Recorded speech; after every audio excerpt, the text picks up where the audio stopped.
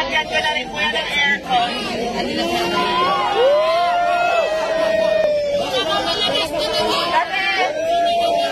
Kasi nabalitaan ko na nagpapahinga lang daw siya dito sa sasakyan. Kaya ayan.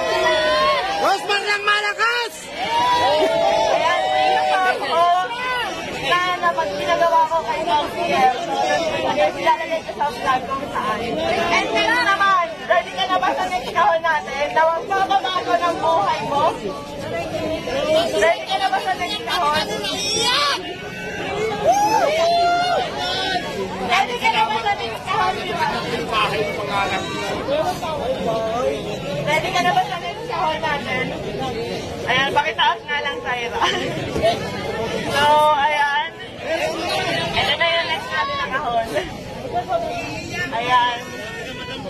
Ito na yung next natin na